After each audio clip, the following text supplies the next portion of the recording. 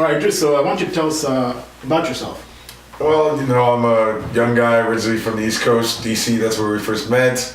I started a rap coaching company about 3 years ago. Wait. A rap coaching company? Yeah. Do you guys hear that? Yeah. A rap coaching company. Yes. All right, go on. Okay, so so basically rap coaching is, where I'll shoot videos and I'll explain the ins and outs of how to, flow, rhyme, like the best rappers, in the game. So first started with it was like how to rap like Eminem, and then I would go through, notice his multi-syllable rhymes, notice his intonation, all of that. And then, over time, once we had some following, I was able to go to more like life advice almost, like, how to set up your schedule so that you're recording at an efficient level, etc. So you're basically getting people who have this goal or dream of being a rapper and coaching them.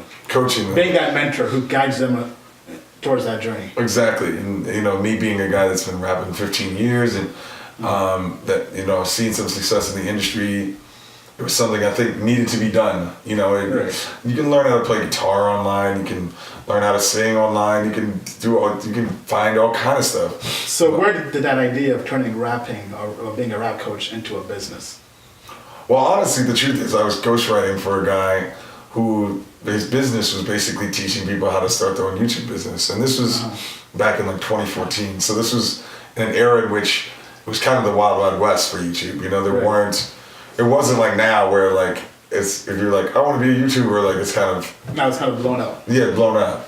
So back then he was pretty much like, all right, well, what I'll do is you ghostwrite for me. I can't pay you that much because I was a college student, but I'll show you how to make this business, coaching people on YouTube.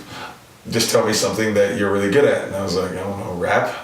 And he's like, okay, you're a genius. Let's do it. You're a genius, Johnson. So yeah. And that's basically how it started. I would love to say that there was, like I saw in the stars that, I was like, and the final frontier for music education is rap. It wasn't like that. But I was aware that people needed to know this information and nobody really had it at the time until... Right. There were a couple guys doing it, but... Okay, so let's kind of step back. You mentioned you've been rapping or being a rapper artist for the last 15 years. Yeah. Take us through that journey. Well, so I grew up, I'm 29 now, and I grew up in the late 90s when rap was very musical, and this is the height of Jay-Z, Nas, DMX, Tupac, all of that. Right. So it was just an era in which, you wanted...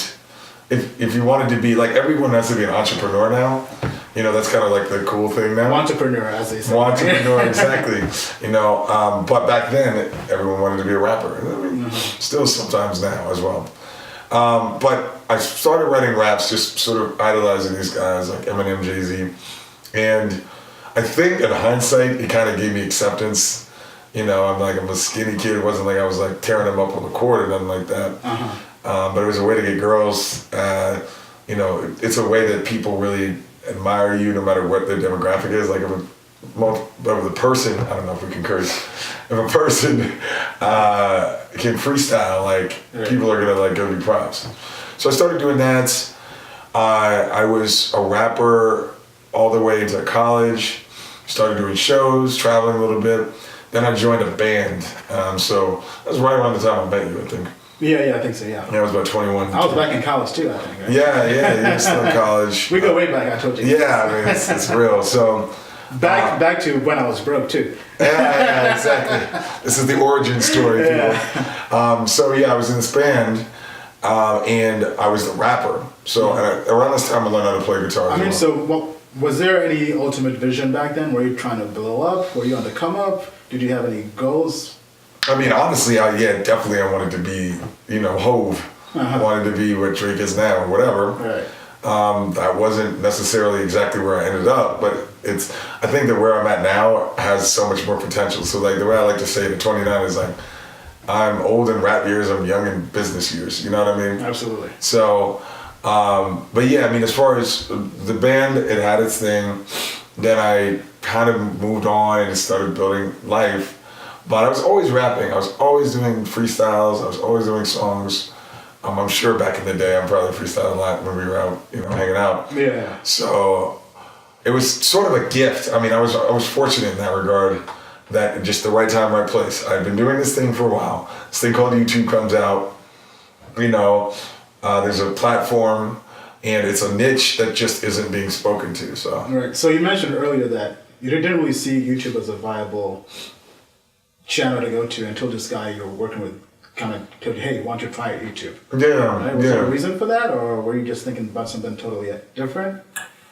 So I mean, like, why YouTube?